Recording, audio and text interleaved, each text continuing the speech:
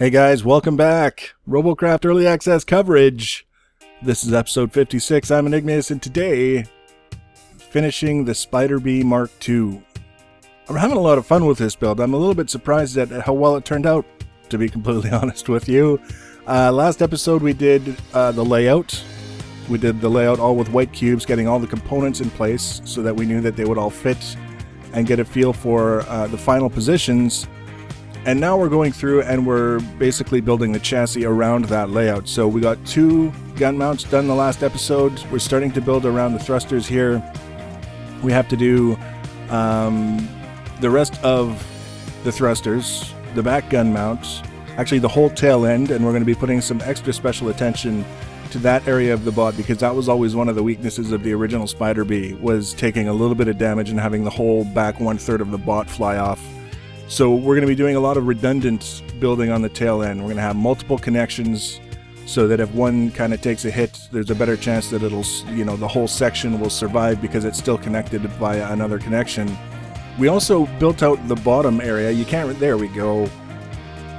Our limited selection of tier 10 blocks went and got put on the bottom so that the legs are held on by something pretty beefy. If we're taking shots from underneath, we're putting our best foot forward, so to speak, and wide enough so that we're not having damage transfer to, from one leg to the block it was on and having it take out the leg behind it, just because that one block was knocked off. So as much as we can learn from the original Spider Bee, that's what we want to try and do, is kind of take the things that worked and take the things that didn't work and rework them so that they hopefully work and end up with an overall better bot in the process. So building around the thrusters, obviously thrusters very important to a bot that you want to fly, because without them, you kind of jump, and if you're lucky, the wings will hover for a little while and let you down easily. Usually if you lose a thruster and you try and go airborne, at least my experience has been that you end up in a position on your back or something that you really didn't want to be in. It's kind of not very good. So we've got 2 thrusters, building as much armor around them as we can. Towards the nose, we're kind of limited in terms of what we can place because the legs are about as close together as we can get them, which means the very nose section we can't really build out too much in terms of width. Not that big of a deal. Legs aren't generally considered to be all that well armored, so I'm not looking at the legs as any kind of real protection, but if you want to get to the front thruster, you pretty much have to go through at least one of the front legs to get to it, so we're not too worried about that. Now it's mostly just about protecting what we can with what we've got, and if it turns out later that it's just really completely inadequate, then we can make some changes. It's not that big of a deal. We're taking a bit of a chance, we're making a bit of a compromise. The other alternative that we could do is literally just widen that platform the legs are connected to, move the front legs out a block or 2 each, and that would give us more space to get in and build armor around the thruster if that was really going to be the issue. So it's not a difficult fix if we find later on that we really want to do it. But for now, it's armor core. It's prisms and placing prisms and making sure they connect and then making that connection stronger with whatever means are available to you. One of the easiest things to work with in terms of triforcing is this method. I'm just bringing this up not to, toot my own horn, but still seeing a lot of people that were introduced to Triforce with the old method, where you see like a lot of rows of prisms all facing the same direction, and then you have an opposing row of prisms all facing the same direction, and a real pain in the butt to build with because of the way the pieces fit together to begin with.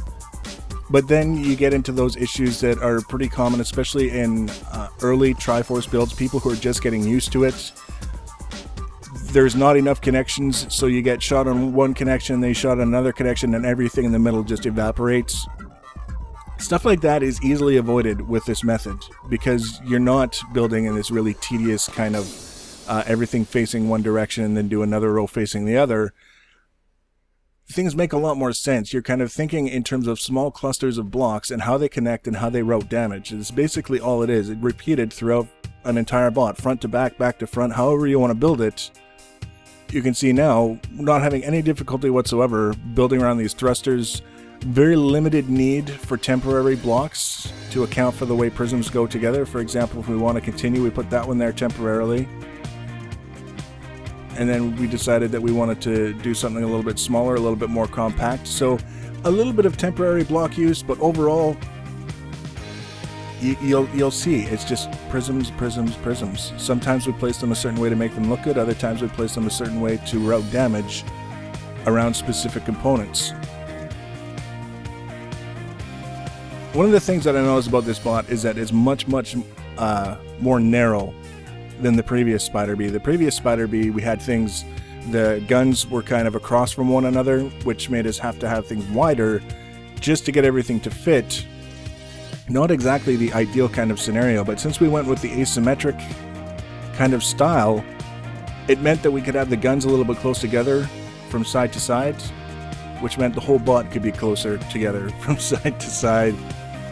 More narrow means a smaller profile facing the enemy if we're peeking over a hill or whatnot. Most of the time, if you're set up properly, you're not close enough to people that they're in a position to be trying to pick off individual components specifically anyways.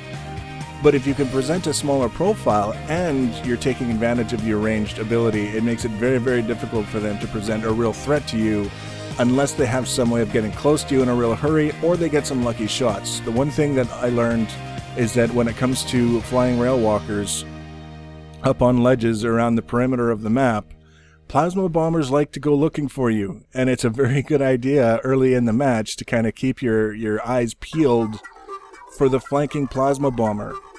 And that's why one of the things that I wanted to do was this rear section was build it out as much as I possibly can. Once I had the sort of front 2/3 of the chassis mostly done, that gave me an opportunity to take a look at where everything could connect to with this rear gun mount. That's basically what this little tower is. It's for the rear gun mount, and we needed it that high just to get the gun to fit. But it's working not too bad. We built a strong sort of spine with the bridge thing we've talked about in the past. We do one squiggle and then we do the bridges around either side. A lot more blocks to travel through before it starts, destroying the whole spine, and then we're building it out again. We've got another row of bridges on the front, and now we've got 2 connections on the side and a 3rd connection coming down from the front. So that's 4 total connection points, including the big beefy spine, and then 3 more narrow ones. That's pretty robust as things go in terms of what you can expect to lose from a couple of stray SMG shots. I think it'll work out well. And like I say, if we find out that we were completely mistaken, then it's a learning opportunity and we go back and we fix it. We tweak it and we get it to work the way we want it to, or we just say screw it and build a new bot. So that happens sometimes too. You see, we're building this around the pilot seat. I don't want to put myself in a position where I'm trying so hard to protect the tower for the 3rd gun mount that I'm routing damage directly to the pilot seat, because that would be kind of silly. So we're being a little bit careful here about how we bring this down. Just the spacing of everything, we didn't really have a choice. But we don't necessarily have to have this thing coming all the way down through the whole sort of cockpit, so to speak, and taking all the blocks with it when you get hit in the tail so that the pilot seat is fully exposed. There's lots of things that we can do now to make sure that that strip coming down is connected and secure without compromising the pilot area, so that it's too many one-shot kills make for a very sad sniper, unless we're the ones doing the killing, of course.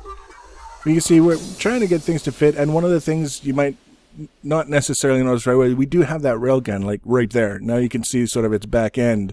So we're restricted in terms of where we can place things on this one side, the right side as we're looking at it, of this whole cockpit. The other side, not so much, but just for the sake of making it look a little bit better, we put the Tetra on the other side as well. So now you can see the lengths to which we're going. We've got that narrow strip coming down, we've sort of connected to the cockpit, but now we're also bringing it down and connecting it to either side as well. And again, the whole idea is we're just trying to make more connections so that if one gets destroyed, the rest remains connected. Very simple, very straightforward. I'm kind of interested to see, because technically the game is still early access. If you look in the Robocraft official site, it's alpha testing, which is very early testing. How things are going to shape up when the game actually launches. Are we still going to have to fight with people to teach them the difference between Triforce as a concept of damage routing and as a build method, because they aren't the same thing? Or can we kind of spread the word that there's easiest ways easier ways to do things that aren't necessarily so much of a headache and prone to failure. I've got so much CPU left over that really all I'm doing now is trying to find sneaky places to put electroplates. You can see everything is always just 1 or 2 blocks too narrow here and there, no matter what we try and do. If we really wanted to put them on, we could put them, extend them out a little bit. We may do that in the future, depending on how things go. It's not an enormous priority to get them on, but at the same time, when you've got extra CPU and access to things like electroplates, it makes sense to spend at least a little bit of time trying to get things to work. Like, we can't do symmetrical placement of the electroplates like this one here and then mirror it on the other side because the railgun is in the way. So we can put one there, and that fits, and then we come around the other side, and we can put one there. Oops, not quite.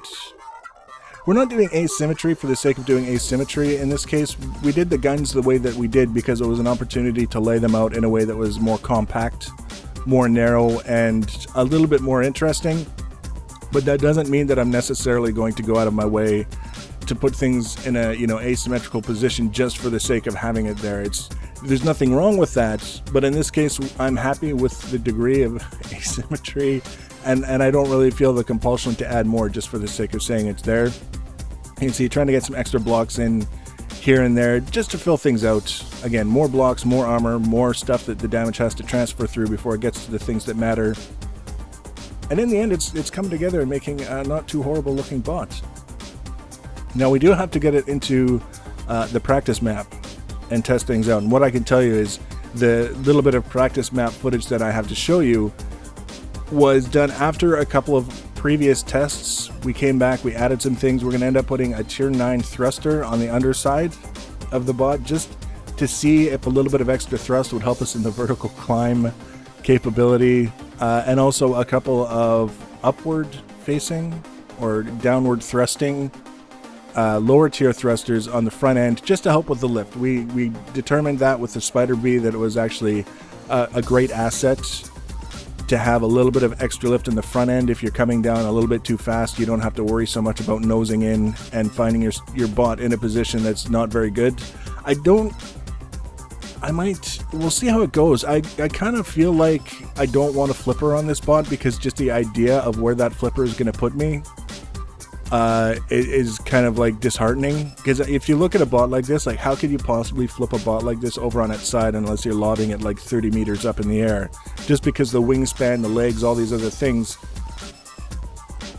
If we're finding ourselves in a position where we're constantly ending up in, upside down or unable to maneuver as we could because the bot is not in the right position to be taking advantage of the legs or whatever, we can think about flippers, but I kind of think that it would be a waste of CPU to put them on. I would rather, buy more tier 10 blocks and build out some armor somewhere or do something, more electroplates than throw a flipper on this guy. Ground bots, it makes a lot of sense to have flippers, wheels, tank treads. That makes sense. Not so much with hovers and flyers. I've never really had much luck with hovers and flyers with flippers on them. It always seemed to be, you ended up on your back for a reason, and the flipper isn't enough to get you back right side up. We'll see. There's nothing that's ever 100% for sure. You see, we just added a couple more connections for the tail section. Quick and easy. It didn't take long. Just building it out, more armor, a little bit more robust, more places that we can get hit without having to worry about losing the entire system that is connected to it. And it definitely filled out the back end. There's a lot to be said for looking at something and saying, yeah, that looks just too damn flimsy. So that connection that we just made, those two little pieces that we came down, were more for the rudder than for the gun mount. They're kind of detached to some extent. And again, it looks kind of snazzy. Here's the point where we run out of blocks. This is kind of a regular feature in my builds. We just keep spending and we run out of blocks, and so we run some more matches and then we spend some more and then we run out of blocks. It's just a thing. But that's our signal to get this guy into the practice map. Here we go with the tier 9 thruster, putting it into place. And it'll give you an opportunity to see some of the strengths, some of the weaknesses, some of the maneuverability. It doesn't like to lift, it doesn't like to fly straight up or even up on an angle. But if you can do a little maneuvering just above the ground to build up speed, then kind of bank up, things kind of work a little bit better, which is fine. Like I say, this bot isn't intended to be flying around shooting at people while it's flying. It's just to give us an opportunity to relocate quickly anywhere we want to go, and then we'll be on our legs shooting. So the flight is actually secondary to the legs, despite the fact that you see mostly the wings and all these other things. So I'll let you watch this little bit of practice map footage, and then the next episode hopefully will be some match footage featuring the Spider Bee Mark II. We'll see how it works. Server's been a little bit glitchy, so if it's not out tomorrow, then hopefully it'll be out the day after. So if you want to be notified when I add that, easiest way to do that is to subscribe to my channel and or follow me on social media. Links for social media always in the information section below the video. Please leave your comments and feedback. Thanks for watching, guys, and take care.